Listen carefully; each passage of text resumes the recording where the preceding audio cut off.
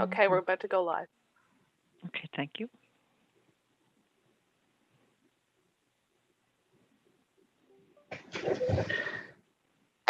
Okay, welcome everybody to our regular public council meeting for the town of Torbay, February 22nd, 2021.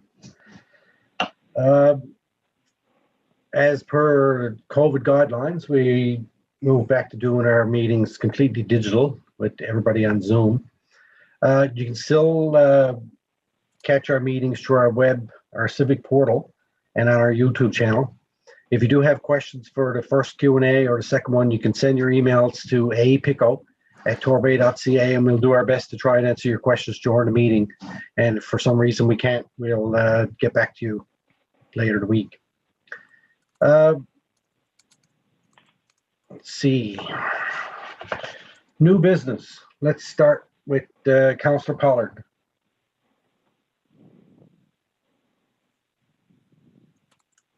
Thanks, please. Thanks, okay. Councillor Martin. Just two thank yous. Okay. Councillor Thorngoss. Thank you. Councillor Roach. Thank you. Deputy Mayor. Thank you. Okay. And I got a thanks and a congratulations. All right, could I get a motion to adopt the agenda? Anne, are there any questions for the first Q&A? Just let me check there, Mayor. No, there are none. Okay, thank you. Could I get a motion to adopt the agenda as amended, please? Second. Moved by Councillor Martin, seconded by Councillor Roach. All in favor? Aye. Aye. Opposed? Carried. Thank you. Proclamations, presentations, Q&A. So we have no Q&A, but we do have a couple of proclamations. The first one is for Torbay Heritage Day Week proclamation, and Councillor Pollard can take that one. Excuse me, Mayor, can I interrupt for a second? Yep. Can you adopt the minutes from February 9th? Oh, we didn't do that yet? No. I missed it. Thank you. That's a good idea. Can I get a motion to adopt the minutes from February 9th, please? So moved. Moved by Mary, seconded by Councillor Martin. Any errors or omissions? All in favor? Aye. Aye. Aye. Opposed? None. Carried. Thank you, Anne, for that reminder. Councillor Pollard, take away that proclamation, please. Thank you, Your Worship. Whereas the third Monday in February is recognized nationally as Heritage Day, and whereas Heritage Day and Heritage Week are a time to reflect on the achievements of past generations and to accept responsibility for protecting our heritage, and whereas our citizens should be encouraged to celebrate Newfoundland and Labrador's uniqueness and to rejoice in our heritage and environment, and whereas in 2021, the residents of Newfoundland and Labrador will celebrate our rich and diverse heritage. Therefore, I, Mayor Craig Scott, on behalf of the town of Torbay, do hereby proclaim Monday, February 15th, 2021 as Heritage Day and February 15th to the 21st, 2021 as Heritage Week, and call upon all citizens to celebrate the richness of our past and promise of the future. So moved. Second. Seconded by Councillor Pollard. Any comments? I would just say that it was nice to see some advertising or posts on social media this week about our heritage house that's under construction right now, and it's certainly looking good.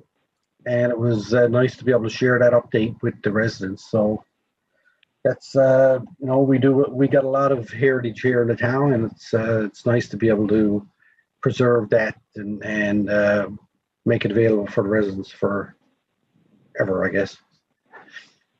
Anyway, all in favor? Aye. Aye. Opposed? None. Unanimous. Carried. Thank you. And we have another proclamation for World Lymphedema Day, and Councillor Thorngoss so kindly said she'll look after that one. World Lymphedema Day, March 6, 2021. Whereas lymphedema is a chronic and debilitating disease characterized by accumulation of lymphatic fluid that causes swelling of the arms, legs, or other areas of the body. Whereas patients with lymphedema may struggle with pain and swelling and may experience financial and psychological strains due to the difficulties of managing their disease. Whereas while there are cases of primary lymphedema that are inherited, most cases are secondary that develop as a result of trauma, infection, surgery, radiation therapy, or removal of lymph nodes. Whereas the removal of lymph nodes and radiation therapy are typical in cancer treatment, leaving some career survivors predisposed to lymphedema. Whereas research about lymphedema has continued to grow, ensuring that best practices are available for patient care.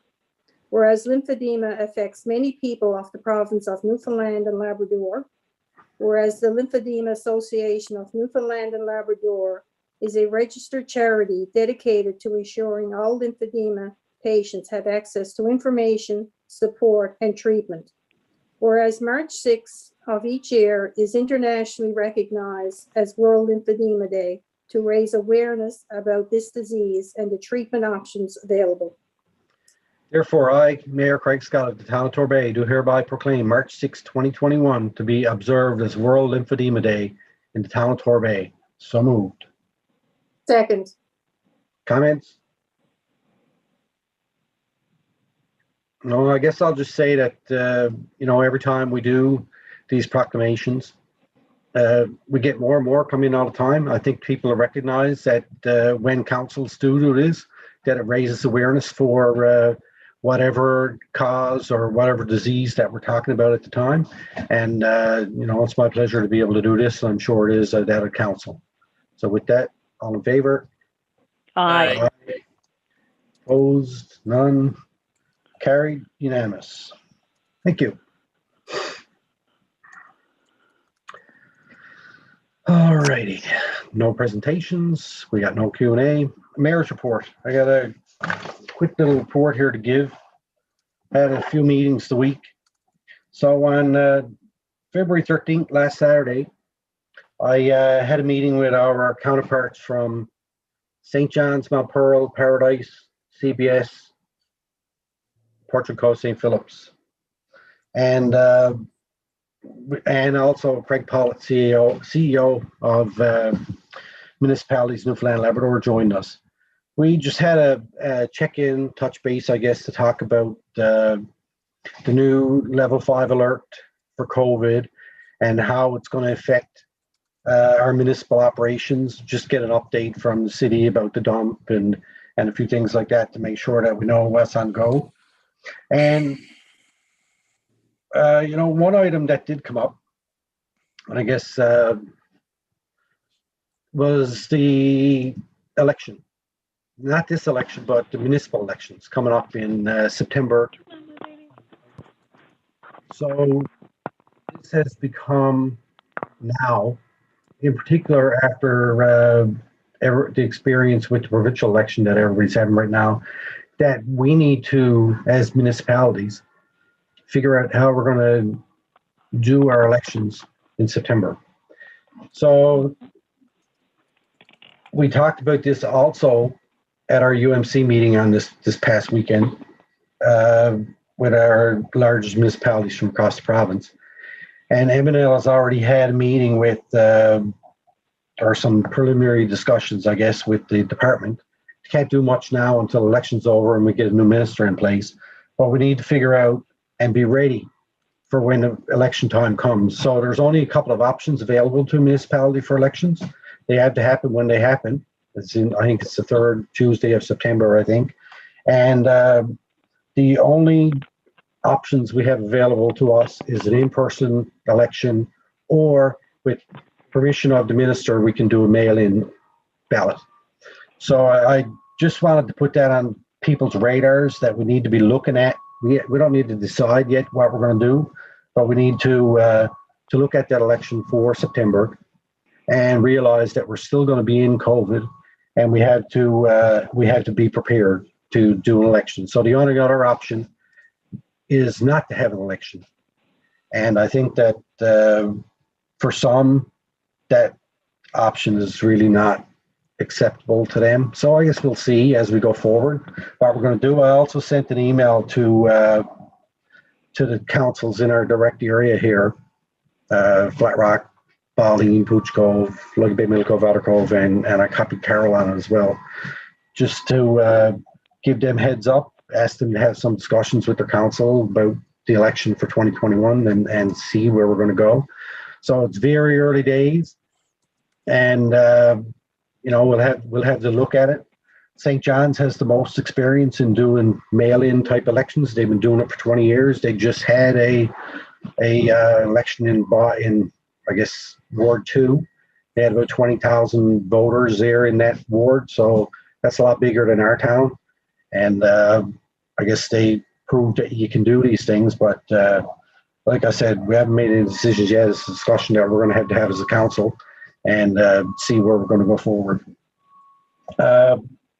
February 18th, myself and Deanne, our economic development officer, and Julie, we had a meeting with a land developer that owns some land in the town, and he's considering doing a development there. It's really not much to talk about. We did have just a preliminary discussion with him to see what his ideas were and some things that we're going to be able to do and some things that he needs to be able to do, but it's very topsy-turvy, so there's really not much to update on, but it was nice that he contacted me, interested in doing that type of development, this commercial industrial type thing. And as we get more information, or if it moves forward, it'll go, I guess, to the planning committee, and we'll see where it goes from there. February 21st, I hosted our Urban Municipalities Committee meeting. That was this past Sunday, yesterday actually, from 9 o'clock to 1 o'clock with the 23 largest municipalities in the province. We talked about adapting to COVID, what kind of struggles that municipalities are having, and we were sharing ideas about the best way to do this or the best way to do that. And also, like I said, the municipal elections came up again, so it's on everybody's radar now. Normally, we wouldn't even be starting to even talk. I don't even remember last term of council if council even ever discussed the election until it actually happened, and there it was. So it's just something that we need to make sure that we keep on everybody's mind, that we can have a safe election for 2021 to elect a new council. That's it. That's all I got. Any questions or any comments? Oh, there was another thing. I forgot. We also, myself, Deputy Mayor, and Councillor Thorngass, and our acting CAO, Ann Pico, and Julia, our Director of Planning, had a meeting with representative from Canada Post. Okay. So, as a result of the letter that we sent from our last council meeting expressing the town's concerns about the post office moving, we requested a meeting, and we did have that.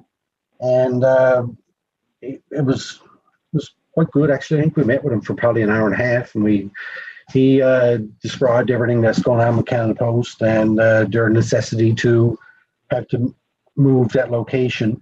And we expressed to them some concerns we had around the communication of that, and they were going to take that back and look at it and see what else I guess they could do to update the residents, not just in our town, but we also asked about Flat Rock and surrounding towns, Luggy Bay, Mill Cove, Outer Cove, all were served by that post office in Ballyne, to make sure that we weren't forgetting anybody. But it was a productive meeting. I don't know that they're going to change their mind about it, but they're certainly open to getting more feedback from residents in the area. And I think that we asked them certain things to put a notice in people's mailbox so they're aware of it, and not just on the wall at the post office, where not everybody might see it. So anyway, I thank them for that. And now that's my report. Any comments or questions? Well, Councillor I Roach? think that, hello, can you hear me? Councillor Roach, yes, go ahead. Okay. Just a comment, because I think that I know, even though we hate to see it moving, away out further on towards St. John's, it's still in Torbay, but I know it's hard for people. And like you said in one of your letters there that I read, or an email, are they going to be repositioning all the mailboxes, or are they going to give it, whatever they're going to do? But the main thing is, like you said, is to let everybody know what's going on. But they really do need to be out of that spot, because that's a very deadly, a bad accident waiting to happen right there, and it's so tiny. So I can't blame them for that, but do some more advertising, or make it more, advertise it in the Times, and get, people's, whatever way they think on it, so, and it's not only us here in Torbay, it's from, right down, right? Am Yep. I there? Are you there? Yeah, you're Okay. there. Yeah. Thank you, that's it. Thank All right, you. thank you. Does anybody else have any comments they'd like to make? Councillor Rongal? Yeah, I just wanted to touch base on this. I think that the bottom line with the post office, and they heard everything that we had said, but it's due to the capacity down there that this time of the year, now they're getting what they would normally get at Christmas time. So I think that, it needs to go, but it's too bad that it's going to be so close to the city. And the other thing, Yeah. with regards of the election, we've got that on the agenda as well for Northeast Evelyn Joint Council for the next meeting. Okay, excellent. I was actually going to suggest that to you to bring it there. Yeah. Yeah. So the only thing with some of this, I guess there's some duplication, because some things that we're talking about at different places, and it's probably the same people, or it's going to be really important for us all to communicate with one another when we have those meetings, so that we're all on the same page. Because there's no point in me going to one meeting and suggesting something and you probably saying something different. So Yeah. I think it'll be good for us to share our opinions and that on it. Yeah, I think to your point, I know that M&L as a body is going to be speaking to the government. Everything has to wait until election is over, but I'm sure that myself and Deputy Mayor will bring any concerns that we have or any ideas that we have to the M&L board table, so that make sure we're all on the same page. Because it's really important, like you said, right? Yeah. The only thing I guess I will say about the post office, and I think it's inevitable that it's going to move. And the only thing I think that bothered me a little bit out of some of the commentary that I saw online, I didn't wade into it because really it wasn't my place. I mean, the post office is a crown corporation. They're going to pretty much do what they want. But it is our job to try and keep tabs on them and raise concerns for people.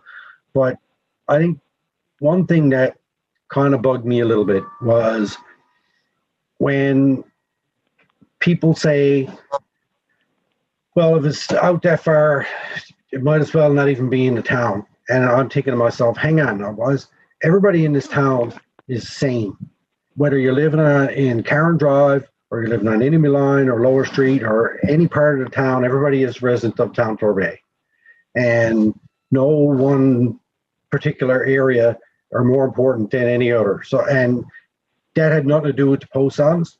That's just a general comment on my part that, if we ever want to be a community that's welcoming and, that treats the citizens correctly, then we need to make sure that everybody gets a fair shake here in town, whether you live on the border of St. John's or the border of Flatrock or the border of Luggabay Middle Cove, Watercove, or the border of Ballyne. You're still all within the town of Torbay. So I just wanted to say that.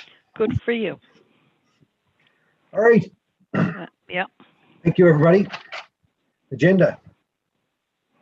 Back to it. Okay, we got some correspondence here. One from Department of Transportation Infrastructure year-end claims for municipal infrastructure programs. Let me see what that is all about. So this will just get forwarded on to Public Works, I'm assuming, or Finance, wherever it needs to go. Finance? Okay. So this is about capital works funding for fiscal year 21-22. And I know that because the government is in caretaker mode right now, there's not a lot moving on a lot of these things. So it's kind of timely, I guess, we get them and get a chance to look over them. The second one here is from Digital Government Service Newfoundland. Is about excessive vehicle noise.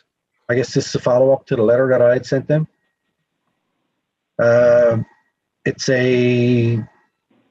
This can go to planning. I guess some planning can look at it and see what it's all about. But it is nice to know that they're looking at these things when we do bring them forward, and it's not just forgot about. Public Procurement Agency. This is a review of our procurement for the town of Torbay. Jacqueline is currently doing that. So I guess I got this letter last week sometime and forwarded on to Finance. We have a letter here from Rock Networks. And they're looking for letters of support from towns to support their desire, I guess, to bring broadband to areas of Newfoundland, Labrador where it currently doesn't exist. We've had them present to us at M&L a few times, and I think that is a planning thing, I guess. So we'll let planning have a look at that and bring back any recommendation. Basically, what they want us to do is to give them a letter of support. The date is already gone by on that one. What is? By on that one, from Rock. Oh no, they just want letters. It don't matter the date, I don't think. I'm just looking at the template that they gave has no letter, has no dates on it. Yeah, but on the letter before that, I thought when I read it earlier today that there's a letter in there, or there's a date there. Oh, okay. Well, I only got it on. I know it's on the go since it's We'll just let February 12th. There you go. The second page. Oh, hang on. And Can we go? Oh, okay. They had contacted us before. Project. Please find a sample letter. You're welcome if you choose to provide a letter of support. These, okay. So February 12th is passed, so I guess we don't need to worry about that. Actually, we'll forward that to planning. Julia, you can probably get in contact with Rock Networks and see what their intention is, that the date is passed, and if there's anything else that they want us to do. Okay. I will do that. All right. Thank you. On that? Yeah. That's a private business. So I think we need to ask planning to have a look at that as well, where it is a private enterprise before we provide any support. Right. That's what I just did.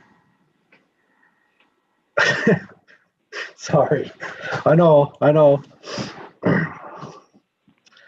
But yes, good point. What was I just looking at? Oh, okay. We have one here for the town of Gander. They're looking for a letter of support from municipalities. It looks like they have a petition. It's about reduced service to the Gander airport. So there's actually a couple of letters here. One is from the mayor and council of Gander.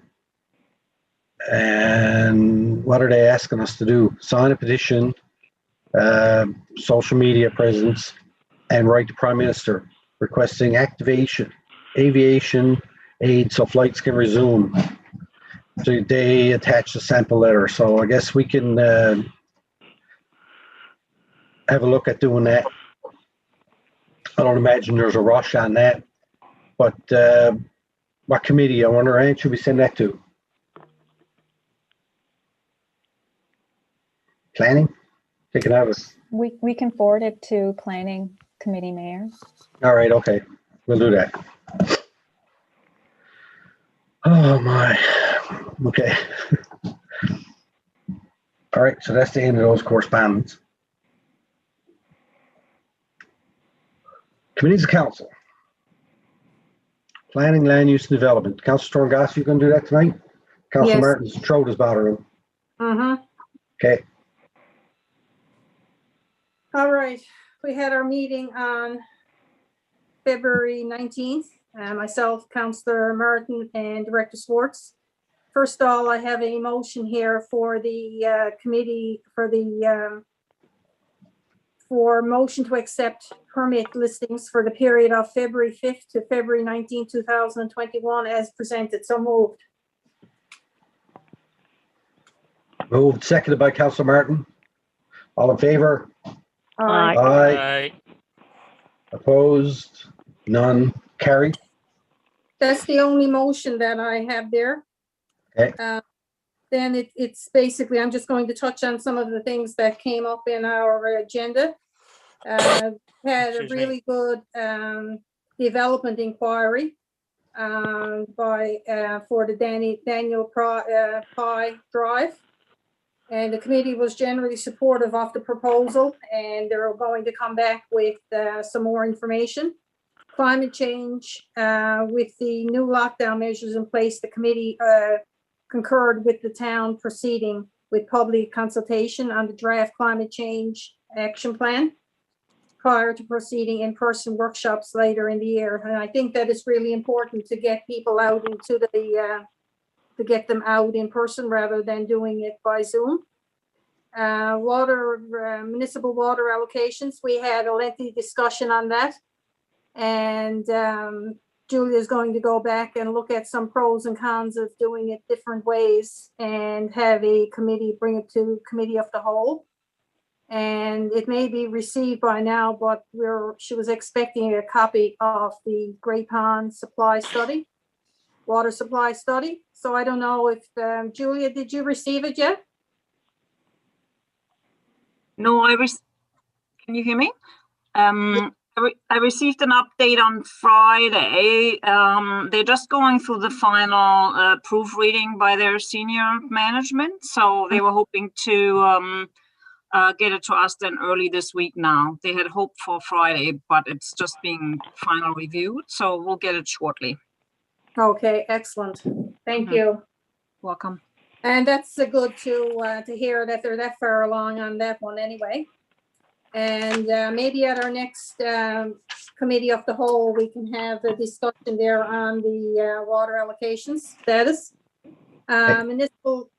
Municipal enforcement, the report is there. There's nothing unusual about that one. They just had a couple of, that's on the next page, sorry. Canada Post was a big one. We already covered that. The two new agenda items on there were where's it gone to? The other business, a permit listing attached action. Oh, sorry, I'm on to a different one now. I'm getting the two committees mixed up. All right, that's all I have. Is there any questions? I got actually a comment or an update. Considering you were talking about water, I reached out to Mayor Breen a while ago now, and I did receive back an email from the Nam Windsor, the Deputy City Manager for Public Works, about I inquired about their water study, and what they told me was, so they have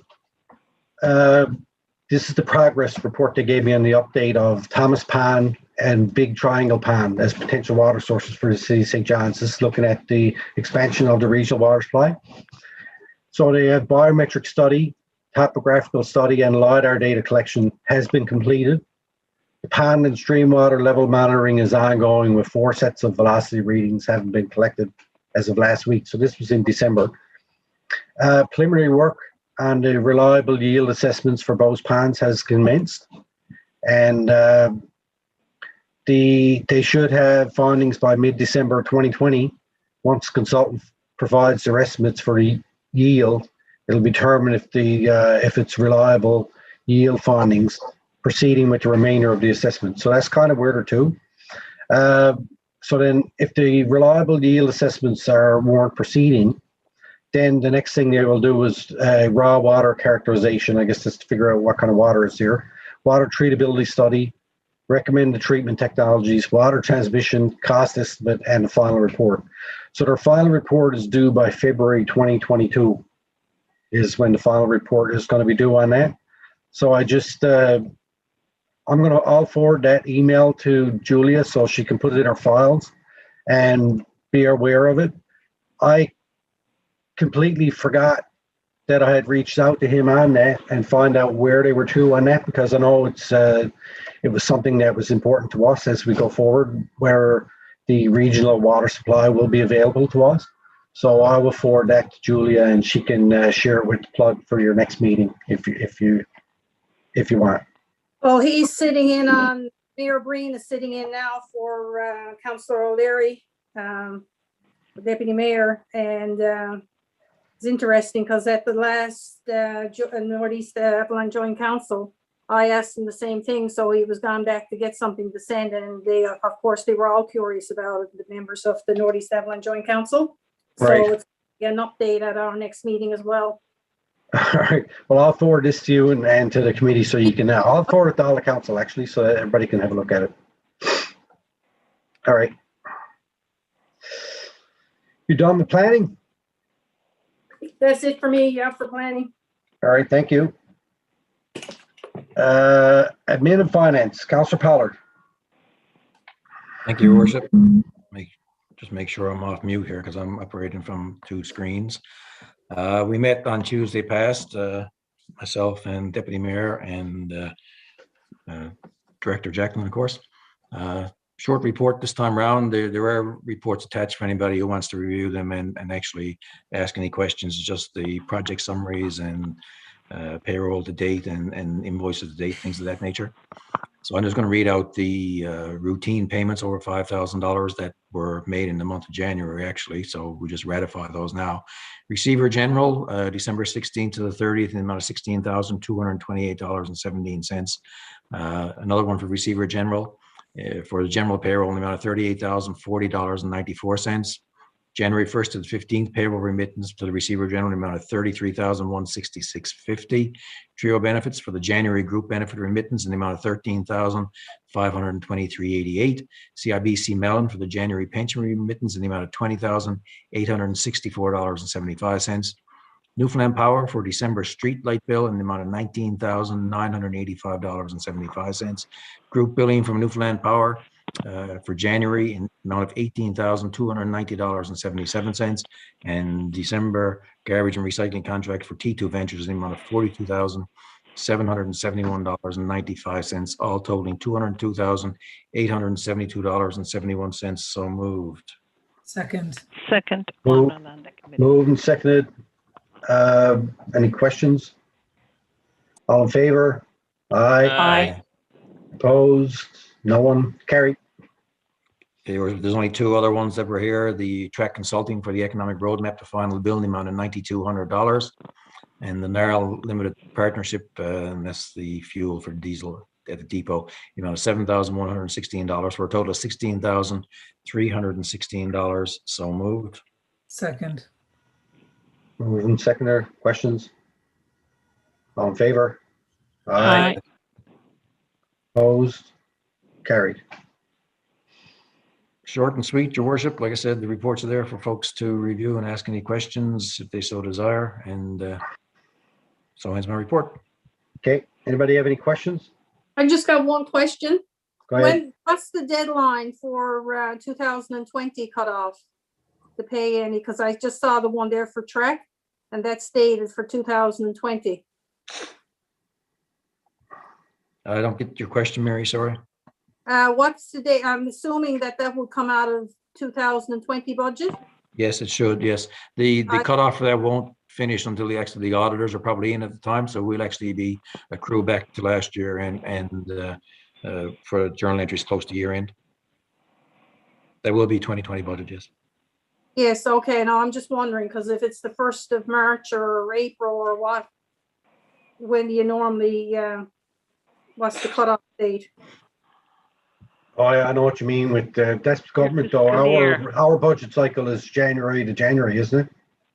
Mhm. January, December. Yeah. But the cutoff would depend. We get all kinds of invoices running in through January, February, March that relate to 2020 that we would set up as an entry for 2020 purposes and just reverse it in 2021 when the invoices come through. That's more of an audit thing. Yeah. Okay. Answer your question, Mary? Yeah, All right, thank you. Anybody else? Okay. All right. Thank you, sir. Moving on. Economic Development and Tourism, Deputy Mayor. Thank you, Worship. Myself, Councillor Martin, and our Economic Development Officer, Deanne Lawrence Smith, on the 17th via Zoom. We had a review of the Economic Strategic Roadmap. We talked about asking Deanne to take the highlights of that and sharing it up on the website, and then having the full document available for anyone who is interested to receive it. We're happy to share that out, but it's quite long and fairly complex. So we thought it'd be nice to do just a higher level information sharing for the public to put out. We talked about supports for the businesses in our community during COVID. We spoke about the Pickle Ridge Memorial Project, and we looked at the different options that were provided by the consultant. And we agreed that option 3 provided the most protection for the site. What it looks like is to have a plaque with the names of the families, the people who were on the plane in at the site. But because we want to make sure that it's protected, we talked about having a memorial in each Portrait Cove, St. Philip's, and the town of Torbay. A little bit different, and also maybe potentially in St. Anthony where they were planning to go. And I really was encouraged by the conversation that we had and the information that was brought back. And I like the way that we're looking at the town of Torbay focus being remembering the mayor and that part of us telling our story from there. So all things in it looked good, and very careful about the preserving of the site and making sure that the recognition was there, but at the same time, the protection for the site was there. We ran over the grants, the Forgotten Corner, which I believe the deadline is the 24th. So please like, comment, and share and get the votes in for that. Veterans Affairs Canada, we were looking to get a grant for the site, but it looks like the intake will be in November, so staff is working towards that. Data support. So we had a conversation with the Economic Development Tourism Officer, and I received an email from someone as well who was interested to provide information to us.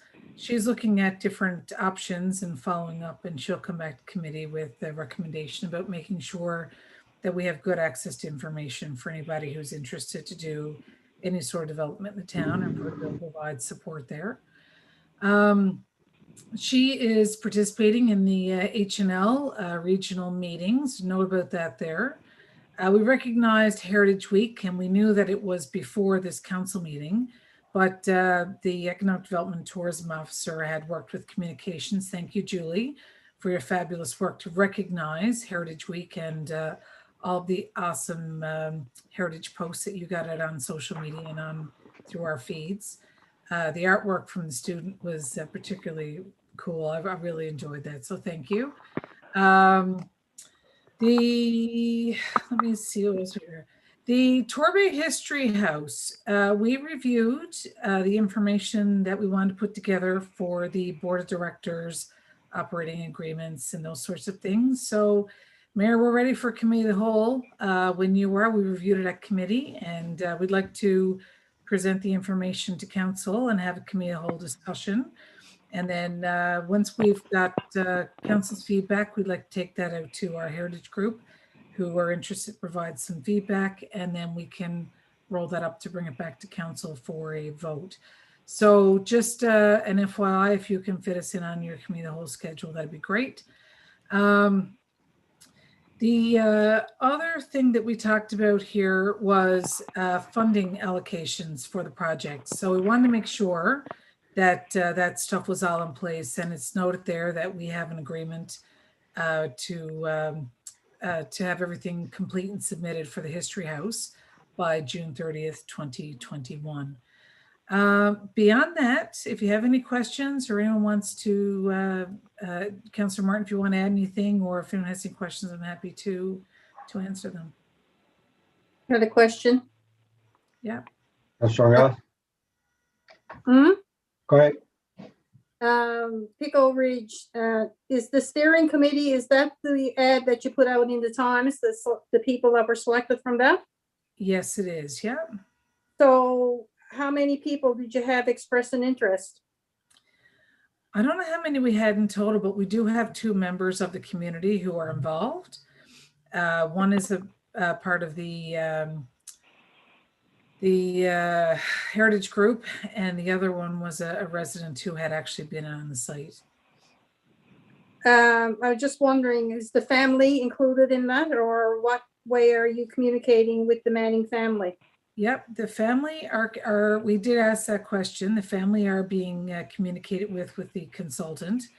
The family, from my understanding, Councillor Thorngoss, as I was advised, you know, it's difficult for them to be in the meetings and sitting there. But my understanding is that the consultant is engaging with the family and they're having conversations and consultation with them throughout this process. Mm-hmm. Yeah. Okay. So with regards to the various options, is that something that could be shared with council? Absolutely. I'm happy to share with you some of the things that from my recollection, but I'm more than happy to ask Deanne to share them. Some of the options looked at having a path into the site. And the thing with that was the concern being, you know, if people are back and forth and in there, you've got to create a path going in their trail. You've got to get permission to come in and out.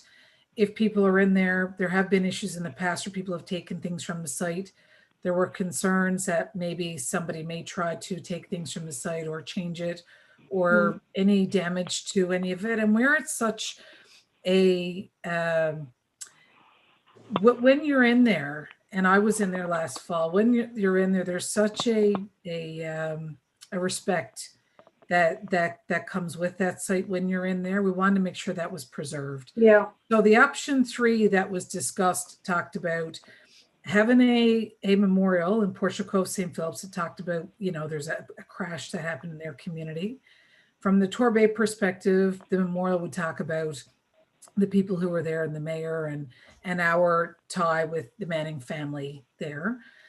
So that was the focus of what we would have here in Torbay. And then maybe something in St. Anthony, possibly a discussion with them about, you know, where they were headed up there, if there'd be an interest to do something on their end. And then the other piece of that was leave the site as it is. It's not the easiest place to find if you haven't been in, but if you do want to find your way in there, there are ways to get in there. But the thing was to have a plaque in there with the names.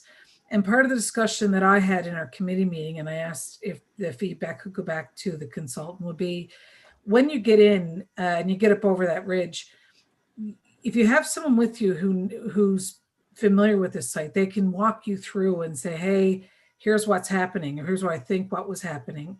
So part of the conversation that I asked to go back was, you know, once you get into the site, having almost like arrows to point you, and you know, so you can see the entirety of the site. Because if you're not familiar, you may get in and see a little bit of it, but not really get the full experience. And it's quite powerful to walk in and walk the whole way around, and you get an understanding of that. So I asked that we found a way to try to help people who do want to go in there to be able to follow through and get a better understanding of what happened. But the reverence of it and the preservance of it and the respect for the Manning family were top of committee's priority when we had this conversation with our economic development tourism officer.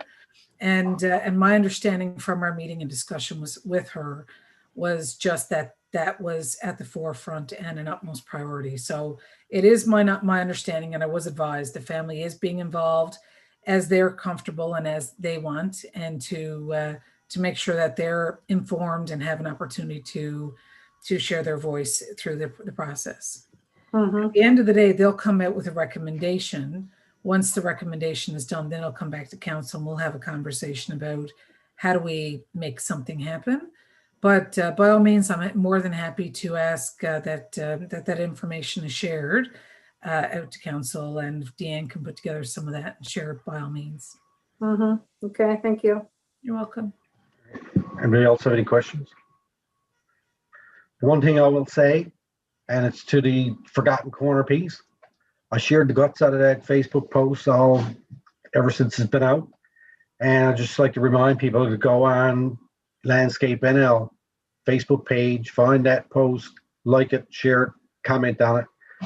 And because the residents of Lymphedema are also liking, sharing, and commenting on it, and we want to have more likes, shares, and comments than they do, so we can win this contest. Not against Lymphedema, but I'd rather for us to get it. Maybe we could ask staff to do another blitz of that tomorrow, and maybe just be really clear that it is the like, share, post, comment that has to happen to vote. A lot of work for me, because when I shared it, I never told people to go and comment on the original post, so they all commented on mine, so I had to go tell them to go comment on the original one. So anyway, I thought maybe if we could ask our communication staff to make sure that's clear and share it out as a final piece before the deadline on the 24th. Excellent. All right, thank you. Thank you. All righty. Infrastructure and Public Works, Councillor Thorne-Goss. We had our meeting on February 17th. Councillor Pollard and Director Winter. We talked about that. We touched on that earlier, and I guess it's approaching the final stages. Stormwater management plan. We received, I was talking to Brian earlier, and it said in here about it coming soon, but we've actually received the stormwater management plan implementation plan. And the old depot, that's with the package is with the fire department, but I guess with COVID taking place, that everything is delayed now as it is. What else?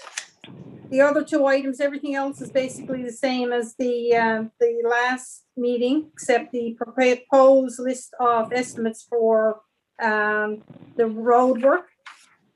We had a discussion on it, and after much discussion, agreed that Country Drive repair and recap, Ready Drive, and Dumpy's Lane would be the three for the upcoming season.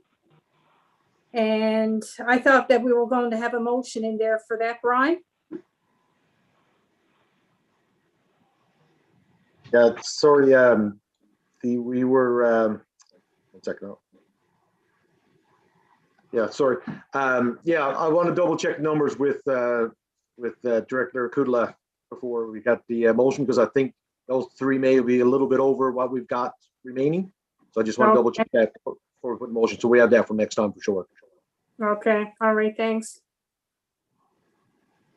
I guess the other thing that we did mention in there, that if there's any money left over in our budget, that the maintenance, that it could be put towards the paving.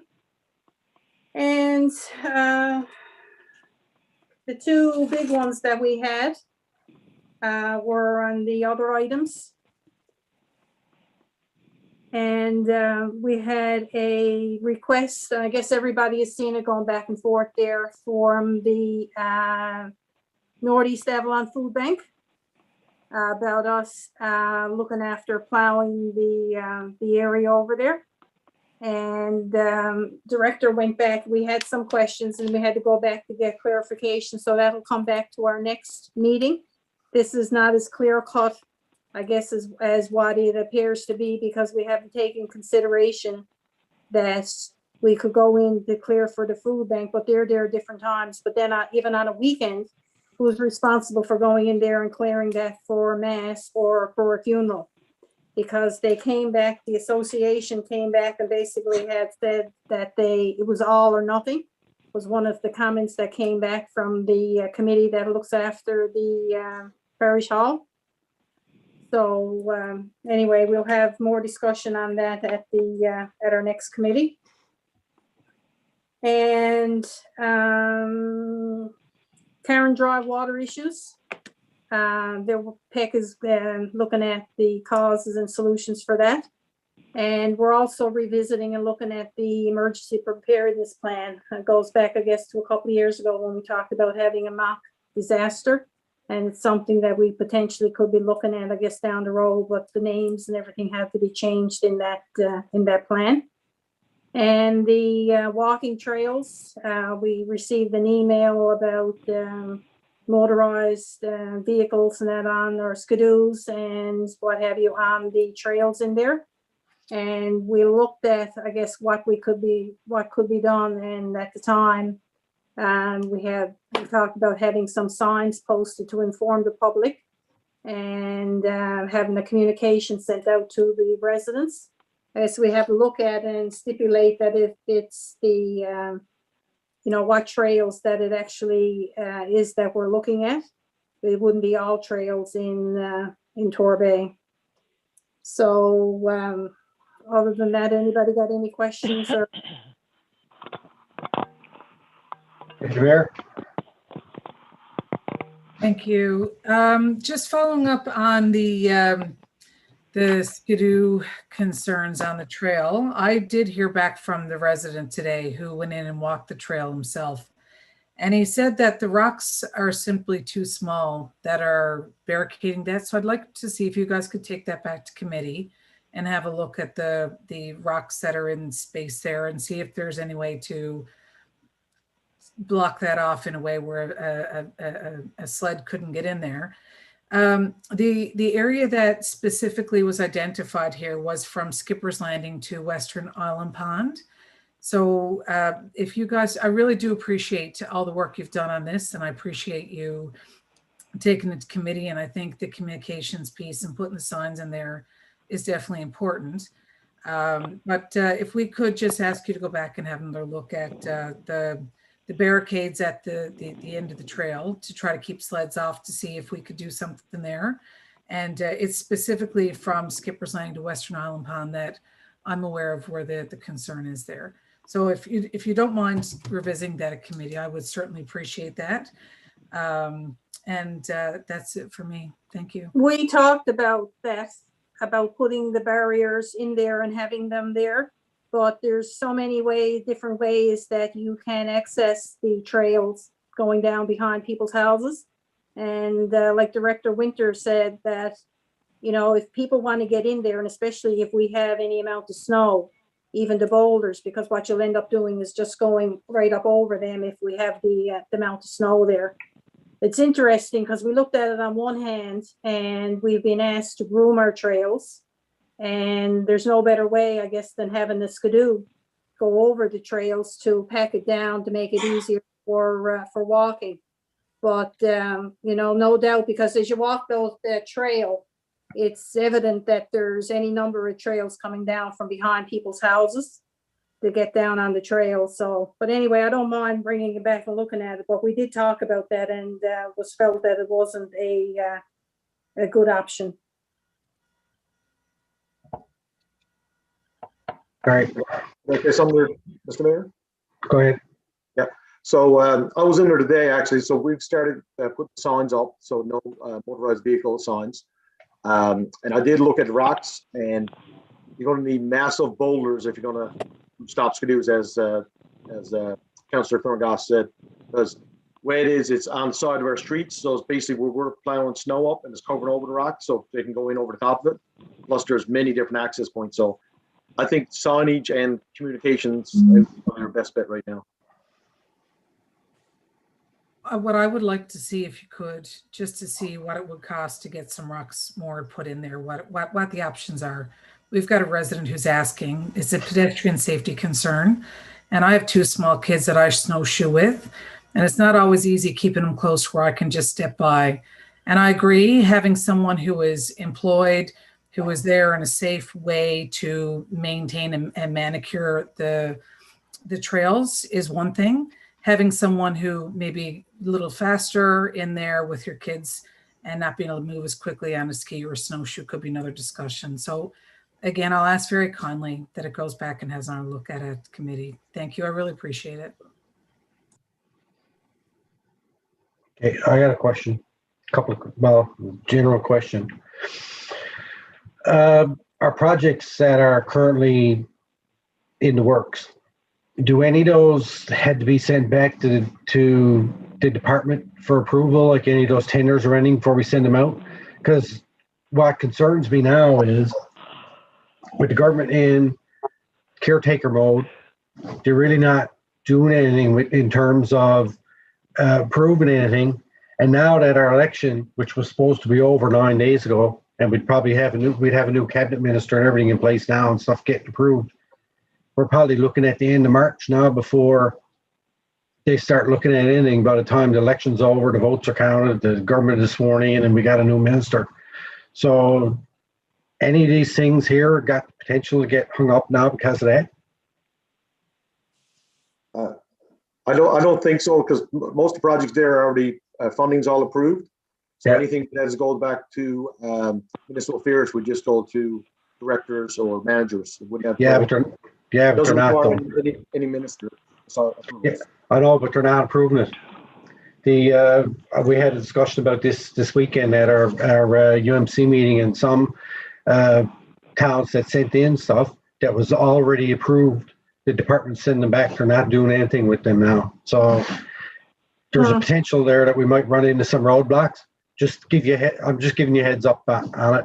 Maybe we might not. We might be lucky that the ADMs and will just push these things through. But as far as I'm aware, in caretaker mode, they're not really doing anything. But I know that M&L is meeting with them on this to try and move stuff forward, because there's a lot of stuff across the province right now that's basically stopped because there's no minister in place. And it shouldn't be that way.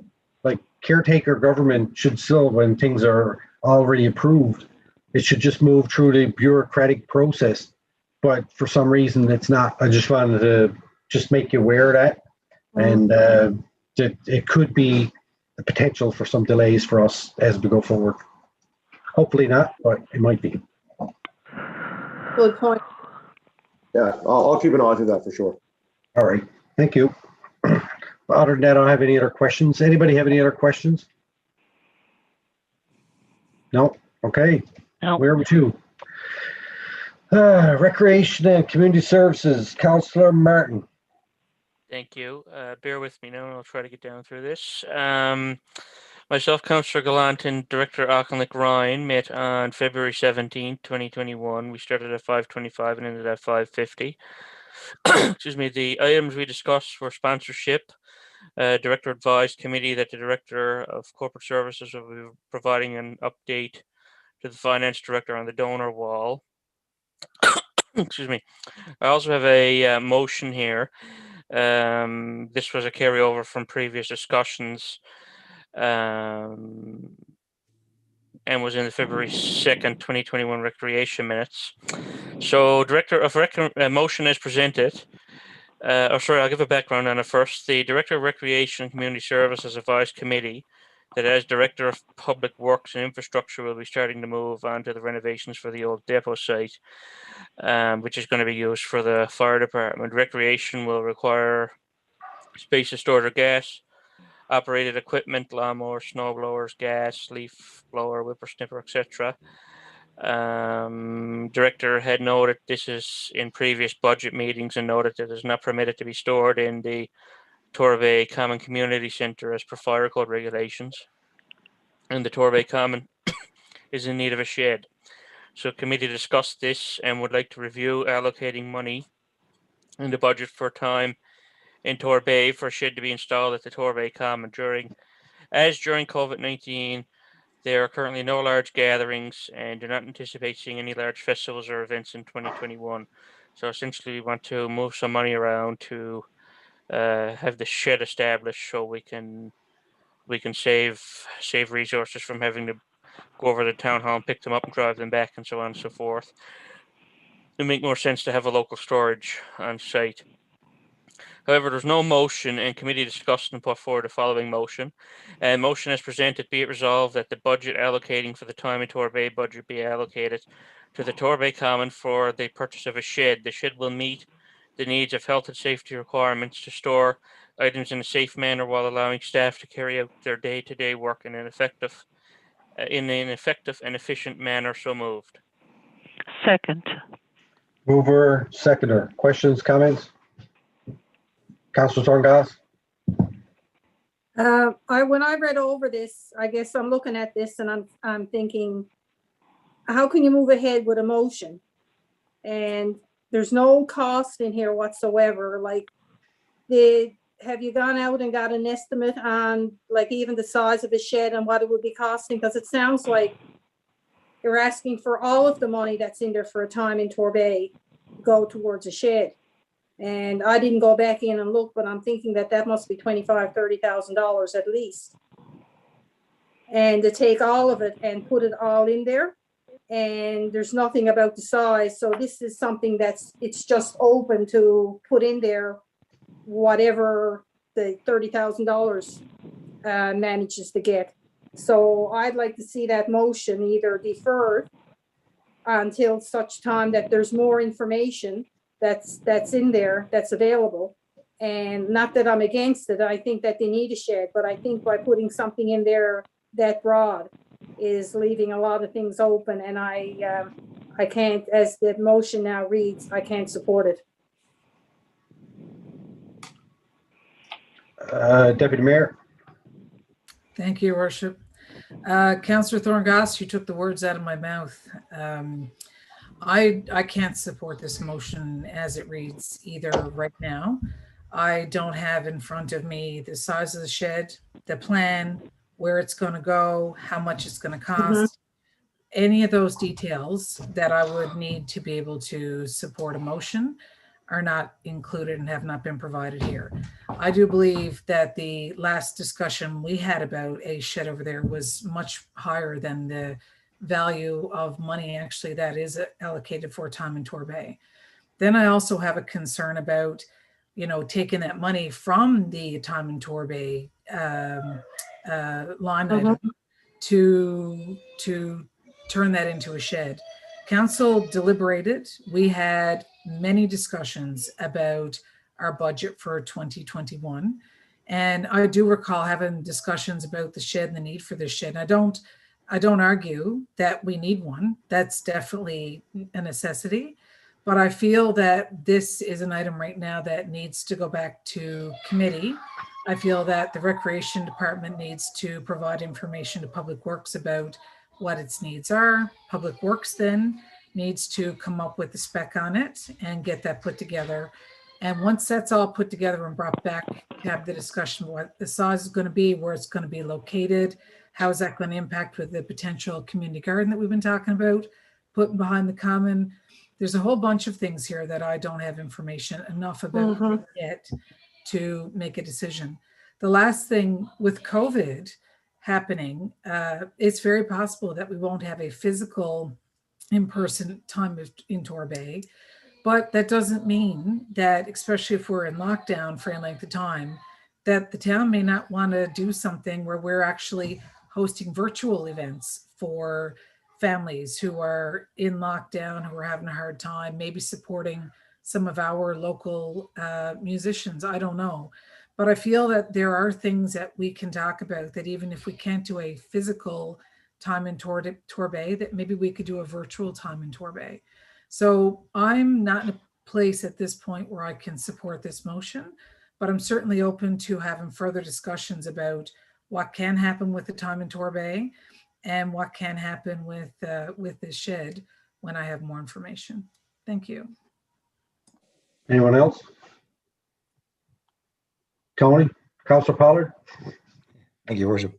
Yeah, I'm almost off the same opinion as Deputy Mayor and Councillor Thorngoss, except that I would have approved the motion saying that, yeah, that's fine. In principle, it's fine in terms of allocating it, but I would definitely want to see what the cost of the shed would be and what the purpose of it is. I wouldn't want to use all the money necessarily to go that way just because it's free money now. If we free it up, we need to come back with, you know, a firm motion. But I have no objection to the shed. I think there's been one of the arguable points in the budget when we started, and we're some for, some against, was one of the things we cut it the last time. If there's an opportunity for us to be able to do that and put that one aside, I don't have a problem with it. But I certainly would like to know more about the cost and the size and dimensions and what's going to be stored there in that type scenario. So, thank you. Anyone else? I'm of the same mind. I don't like passing motions to do anything that there's no price tag attached to it. Also, I'm hearing, and I'm hoping it's going to be right, is that there's going to be another one of these COVID-19 stimulus funds coming out, similar to the one that we got the money to do the renovations for the old depot. And if that is indeed the case, there might be an opportunity come across our table to be able to get some funding to do a particular item like this. I don't disagree that we need it. And I think at budget time when we discussed this was prior to the decision that we made to renovate the old town hall, old depot for the fire department. So at that time we knew we had storage available down there. It was a little more cumbersome for them to come back and forth, but at least they had a place to put stuff. So yeah, I can't support that as it is. I kind of agree with Councillor Pollard that, you know, I agree with doing it, but I think that we can do, I mean, I don't think there's any mad rush on this. I'd like to get it done sooner rather than later. But, you know, everybody raised some good points. We might decide to do something else with that money for time in Torbay. We might actually have a time in Torbay that we don't know. So I can't support it as it is right now.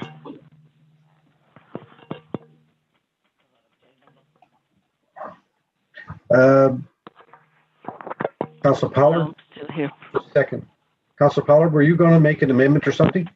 I was going to suggest that why don't we, you know, ask Councillor Martin to remove the motion and just come back with figures and revise so we can get a better idea of what we're talking about. And by that time, there might even be, you know, some further information on any additional funds, or we might find another way to do it. But let's come back with a cost and plan of where would the shed go and things of that nature. All right. Councillor Roach, did Yes. you want to say something? Well, I second the motion, you know, and I definitely understand what Mary, Councillor Goss and the Deputy Mayor and Mr. Pollard said, Councillor Pollard, and you know, and I would go along with that too. But I think that when the motion was given, I automatically assumed that you know, it's not a done deal yet, and then they would go out and see how the specs would be and everything like that. So I definitely support the motion, but it's but you know, not to it didn't say anything about money there. So maybe, you know, that's another motion coming. I'm not sure. I'm not on the committee or anything like that, but I'm sure they need that over there for sure. Okay. All right. Thank you. Yep. So, Councillor Martin, did you want to move forward with this motion, or did you want to do what Councillor Pollard suggested and withdraw it? Or defer? I'd just like to shed a little light on it before I do anything. Sure. At our last committee meeting, it was Director Auchinleck Ryan's last meeting with us as she's leaving the town, or has already left the town. And a reoccurring issue that came up was the shed. Staff have been working on specs to get what's needed down there without being too intrusive or causing encroachment on other facilities or areas at that location. I am as well. I also was expecting some numbers to come forward prior to tonight's meeting, but it looks like that's not here. With that said, now this will be deferred for a couple of meetings until we have a new director in place and get working on it again. But I was going to open a suggestion for a motion to defer, but I have no problem withdrawing it as well, because either way it has to go back to the discussioning board at committee. So either withdrawing or postponing is fine with me. Okay, so I make guess a motion. You can make a motion to withdraw. Okay, whatever's kosher with Robert's rules. Yeah. Yes, I'd make a motion to defer the motion just presented to purchase a shed without any monetary value in it in the February 17th committee meeting minutes. So moved. Second. All right, all in favor? Aye. Aye. Aye. Opposed, carried. I would say one thing, that maybe the more appropriate route to go with that would be to defer or actually send that project over to Public Works to do, and they can work with the staff at the Common to work on that project. It's an infrastructure project, so it would fall under Public Works, really, right? I believe Director Auchinleck Ryan and Director Winter were collaborating on that project. Okay. But now that that space is going to be vacant, it would make more sense for Director Winter to take it over in its entirety. So I would have no problem with that, and I'm sure Councillor Gallant wouldn't either, as the other committee member. All right, so that to help us to move that forward without delay. Mm-hmm. All right, you okay with that, Brian? Winter? Hello. Yes, sure. All right, thank you. Anything else, Councillor Martin? That's all for that motion. I have 3 other articles of information. Okay. The other item we discussed was the Killicoast Games. Staff met with regional staff in Town of Logie Bay, Middle Cove, Arders Cove to discuss the 2021 Killicoast Games. Following items as being suggested: August 15 to 28, 1 week will be junior athletes, and the second senior athletes. Discussion of equipment was brought up regarding to sanitize and bring your own. 2 sports per player as opposed to playing 3 sports, no cross-country run, no spectators, possibly no food. The Town of Logie Bay, Middle Cove and Outer Cove also asked if the regional communities are interested in the Town of Logie Bay, Middle Cove, Outer Cove to proceed with creating a plan on how the Killicoast Games will work. Committee discussed this in great detail and agreed that the safety of all participants and following all COVID-19 coronavirus protocols are of utmost importance. Committee agreed that they are fine with the Town of Logie Bay, Middle Cove, Outer Cove to proceed to creating a plan. However, the plan is to be provided to the Town of Torbay Recreation and Community Services Committee and the Town of Torbay Council for a full review before any commitment is made by the town to participate in the Killicoast Games. So that will be a tough one because coronavirus is continually fluctuating and it could be completely gone by August or it could be completely worse. So that's something we'll have to deal with when we get closer to it. The Kingsman recognition update. The director was going to update the acting CAO before leaving. If I could pause and ask CAO Pico if she does have any updates on the Kingsman recognition update. Yes, I do. I met with Tina this afternoon and she reviewed the file with me, so I have all that. Okay, thank you. And other than that, the update on programs and rentals, Director Advised Committee of the virtual program staff are working on at home play, art, classes and drawing programs. Some are park play at home.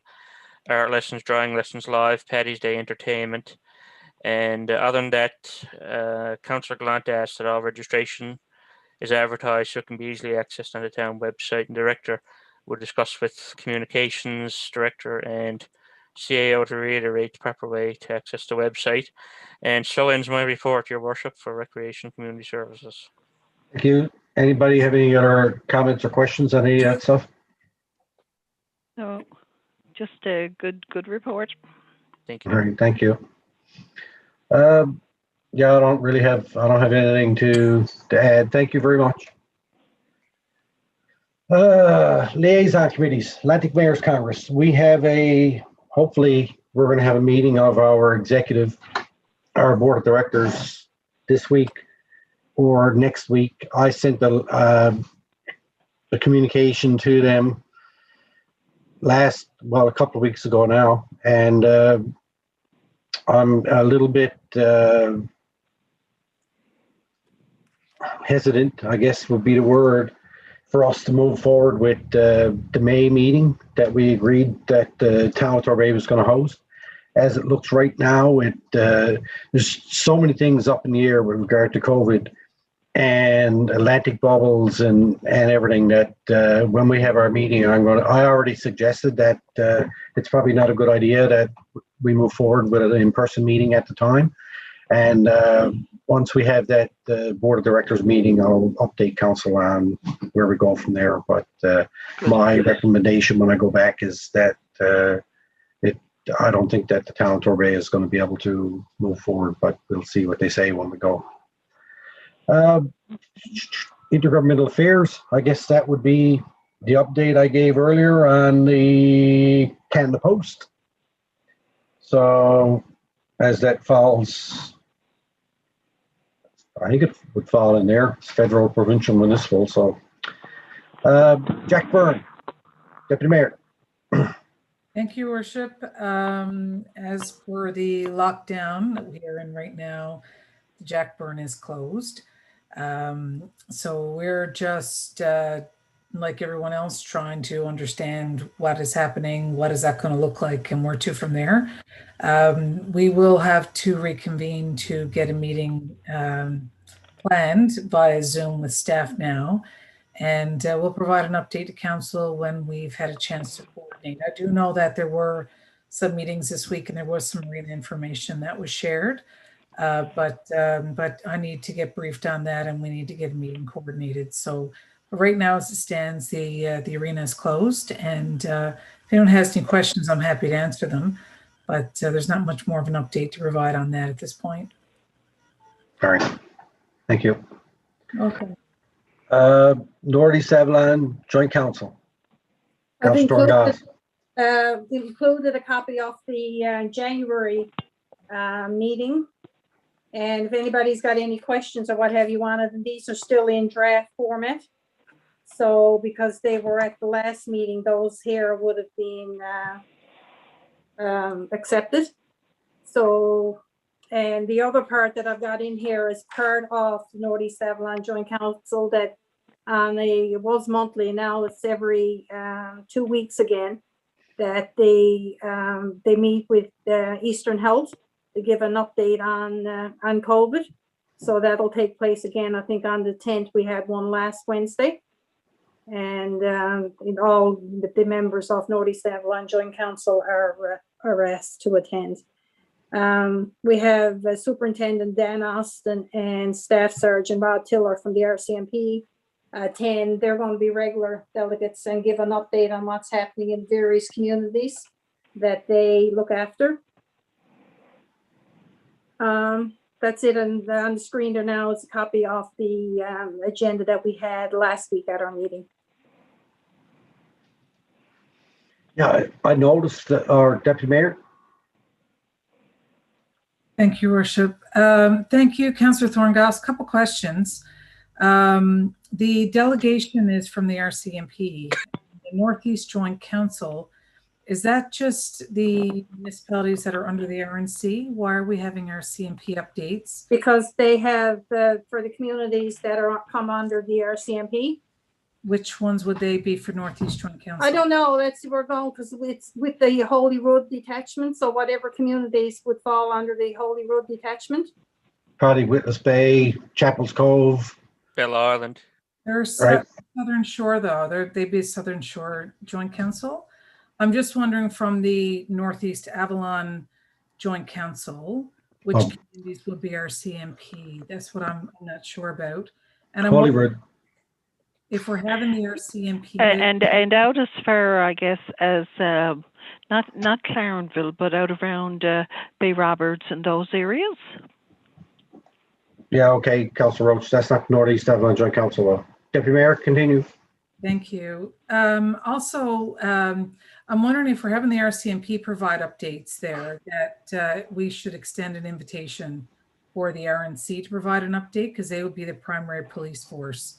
That's being looked into as we speak. Holly is checking into that to see if we can get somebody to come from the RNC as well.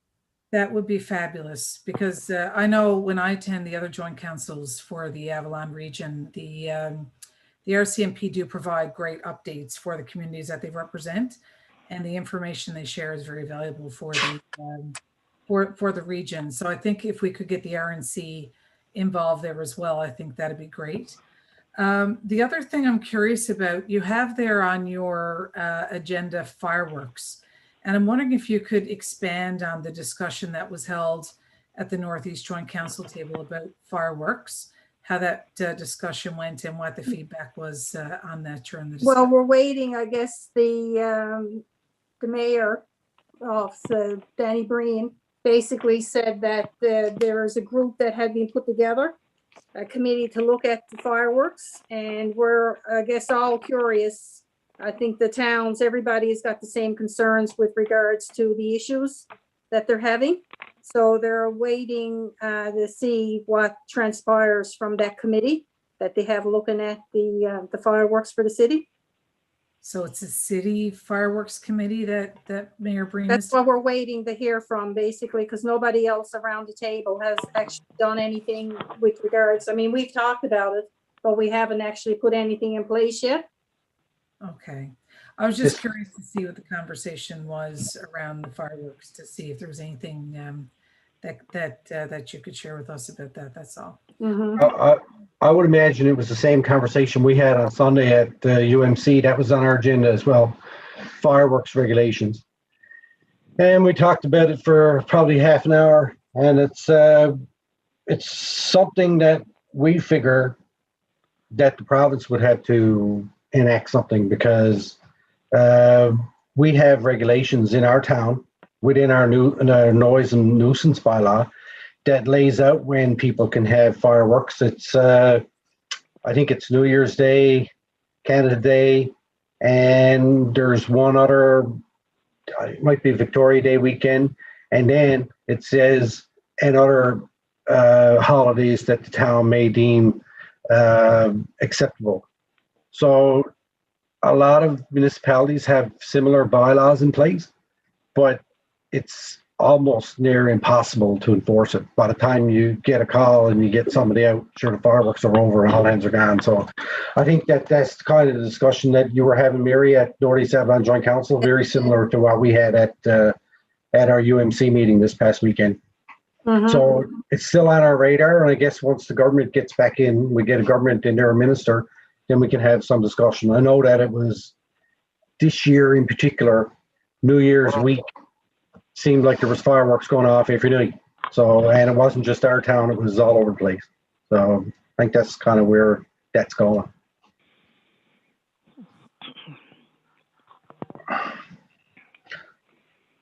Any other questions on the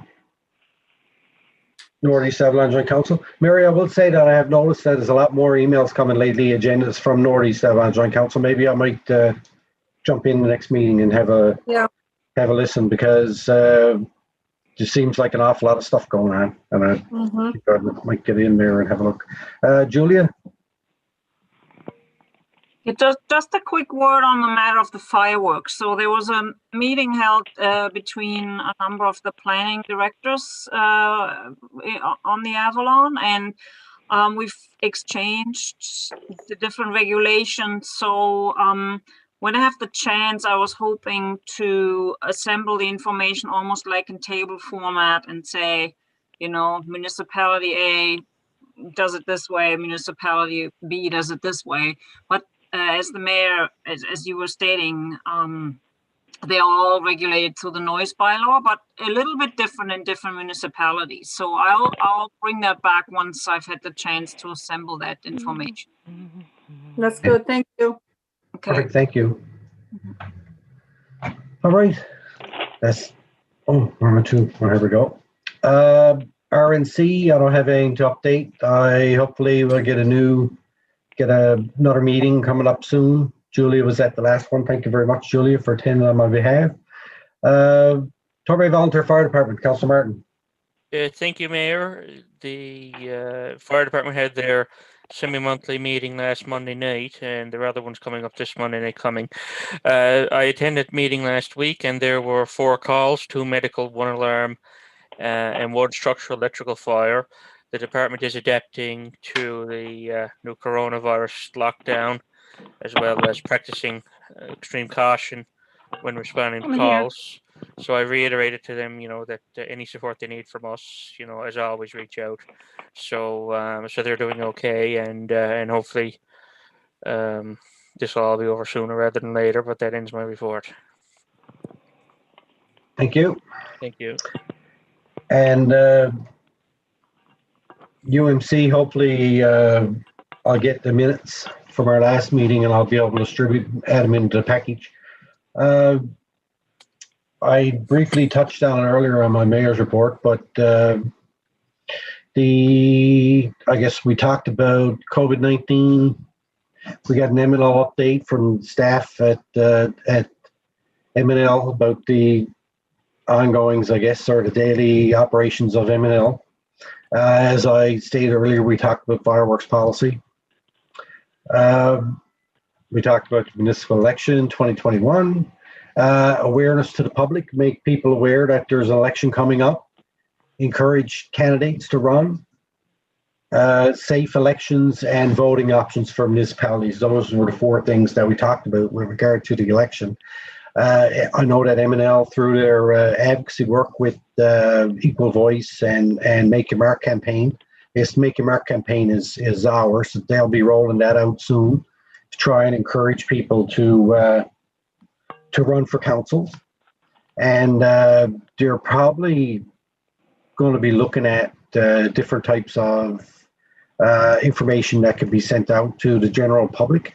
Normally, MNL deals with members of council and stuff, but they may have something to be able to put out for the public to encourage people to run for council, get involved, you know, those type of things. So look forward to that. We had some updates about RCMP policing from Bonavista. You were talking about the fact that the RCMP in the districts that they cover they're worried that some of the services are going to be reduced, and I guess they looking at funding from the provincial government. I guess the provincial government pays some of the funding for the RCMP detachments here in the province, so that's something that they're going to be looking at. We talked about Marine Atlantic ferry rates. So Mayor Spencer and Deputy Mayor Strickland from Port aux Basques talked about the advocacy work that they've been doing. I know that Mayor Spencer, since I've known him, all he talks about a lot is Marine Atlantic ferry rates, because they're in Port aux Basques, it affects them directly. But as we talked about on Sunday, it affects everybody in the province. If the rates go up on the ferries, the price of stuff goes up, our fuel goes up, our food goes up, everything goes up. Nothing goes down when the price of the ferry goes up. So it's something that we need to keep an eye on. And we're going to be looking at probably at some point sending a letter to our MPs.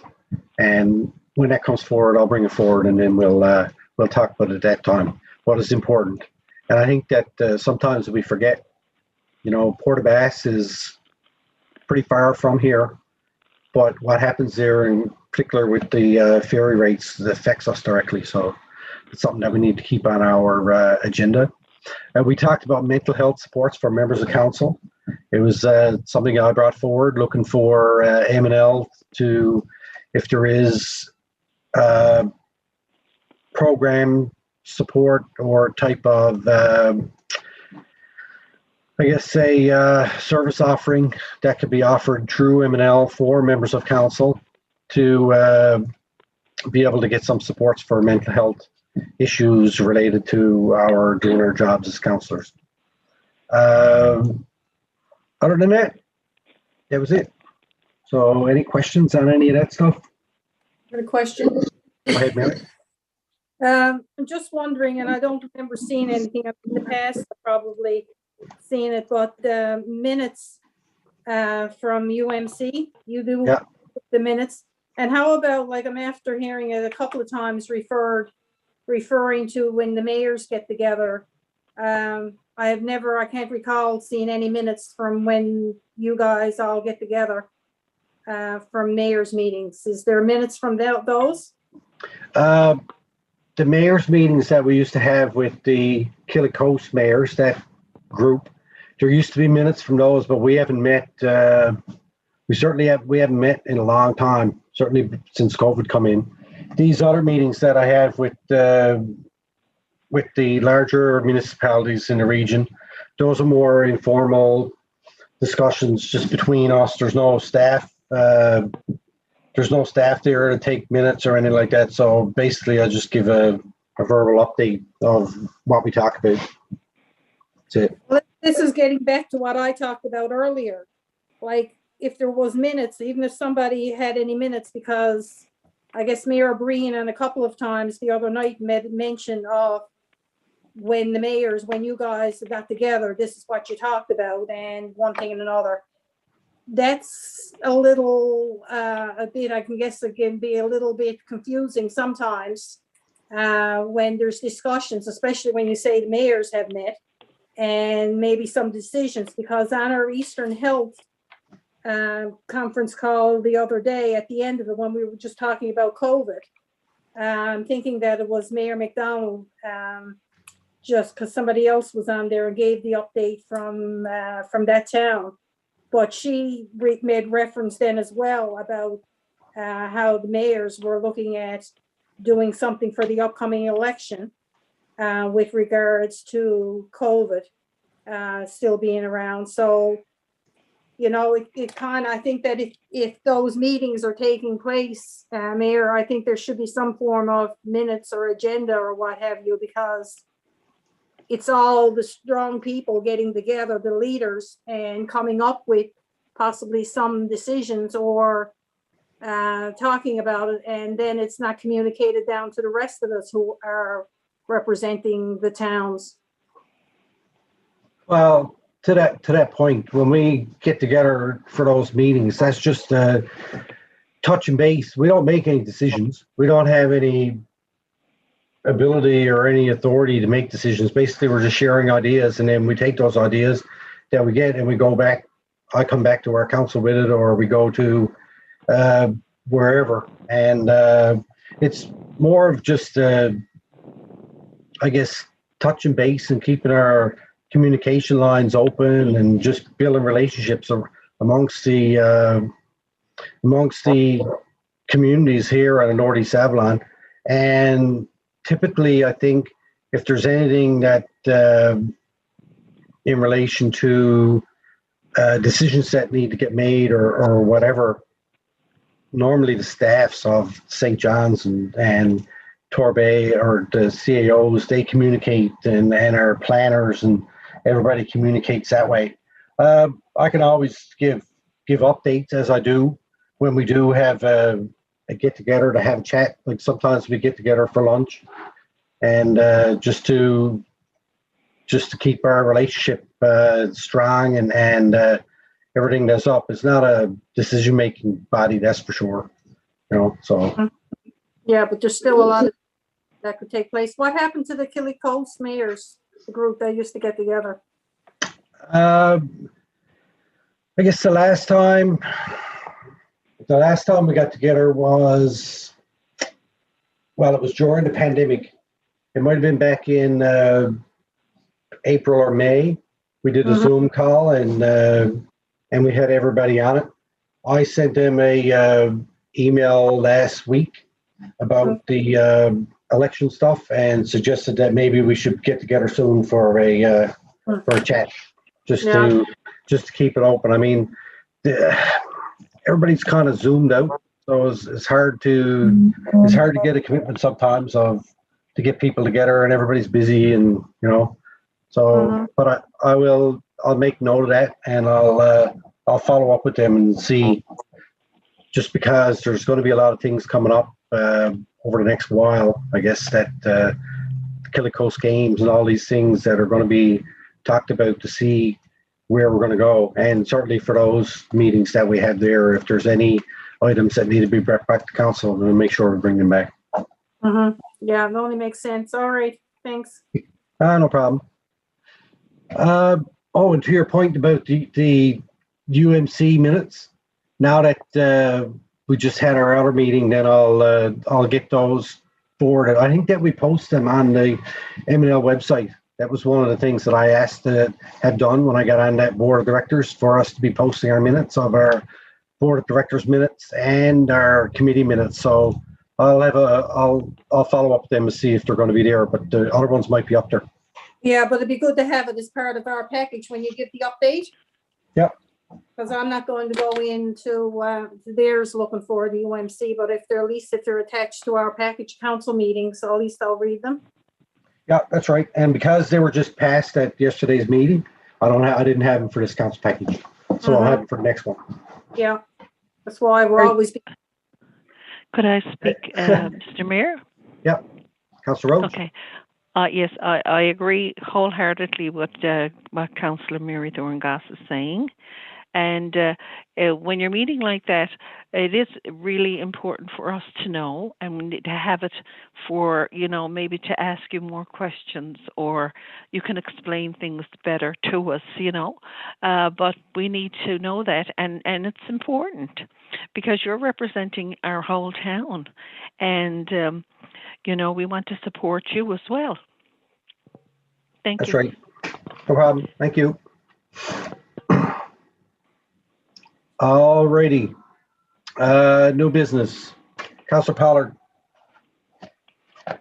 Thank you, Worship. Just had one thank you, and that's big thank you to Tina. I understand that, she's moving on to, I'll say, greener pastures, I suppose, or different types of opportunity. I want to thank her for all her time and energy spent in Torbay over the years, and her contribution to the community services side of things.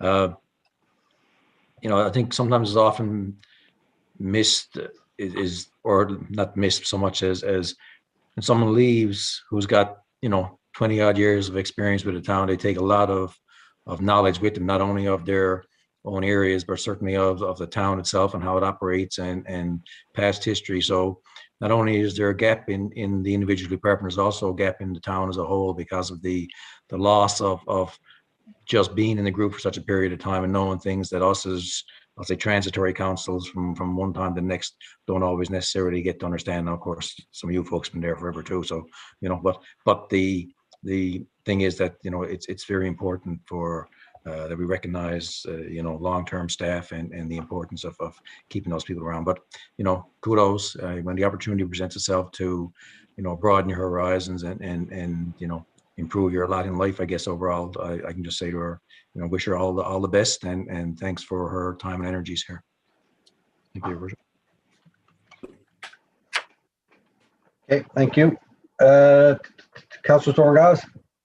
I'd just like to say thank you, same thing to Director Allocations for her service to the Recreation Department of the town of Torbay. And Tina, I'd like to wish you all the best in your new position with the town of Paradise. And anyway, take care. Congratulations on your new job. Thank you. Deputy Mayor. Thank you, Worship. I believe it was seven plus councils that Director Auchinleck Ryan served with when she was with the town of Torbay. And, you know, sharing with my colleagues, I'm very happy for her to have this new opportunity to go and share her skills.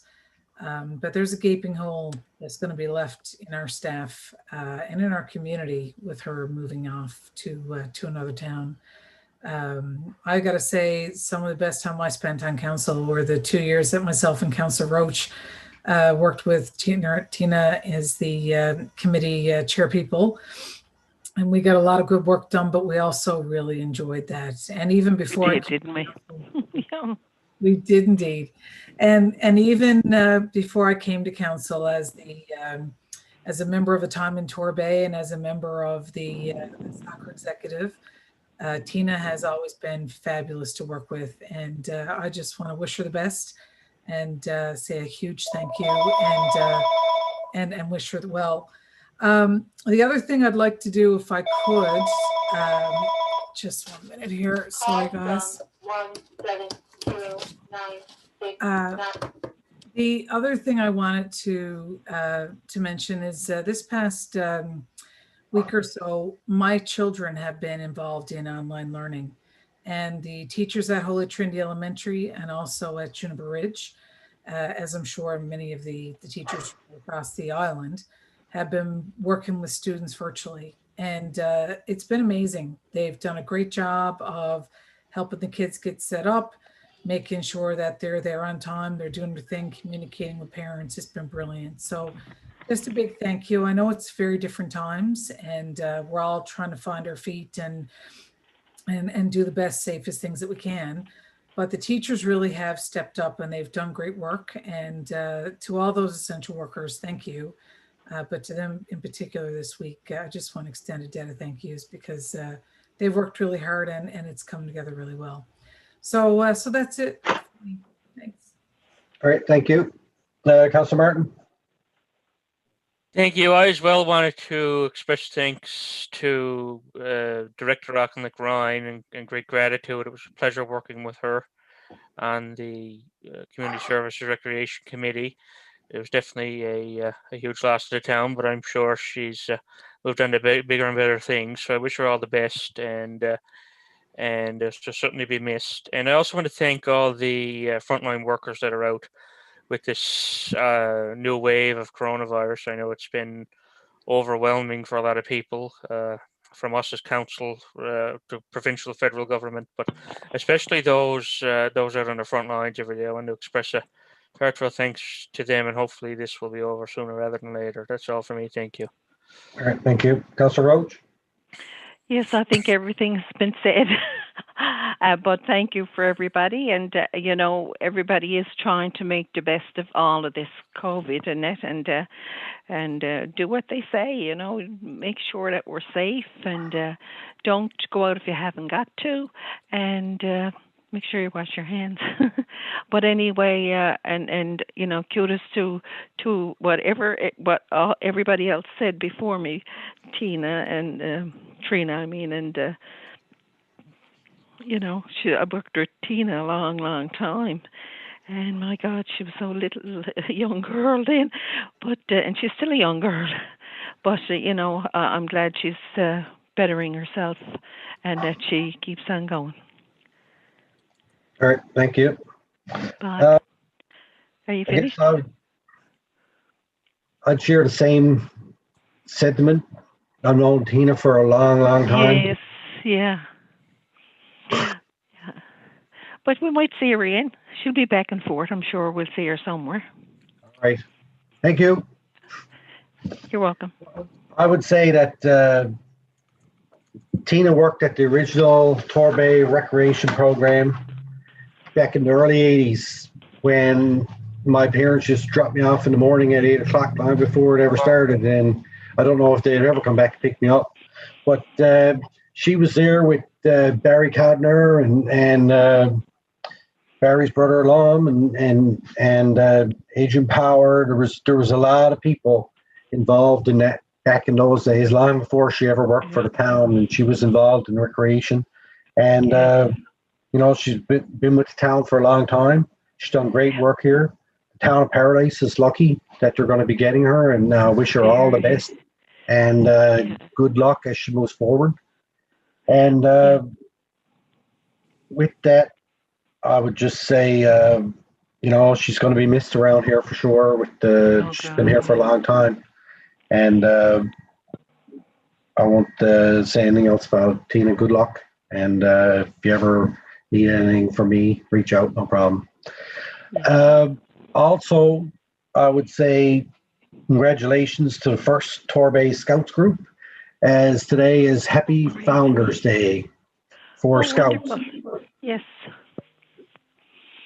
And so today marks the beginning of Scouting and Guiding Week around the world.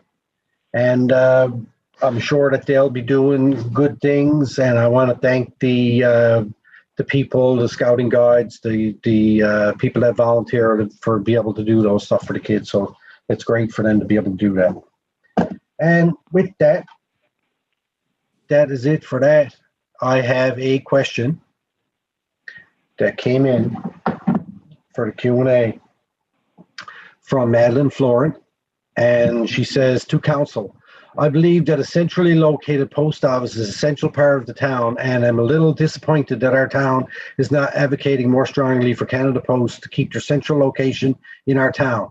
It would be a lot more comfortable with their move to a leased location near the St. John's limits if they presented it as a temporary move while they built or renovated their current building.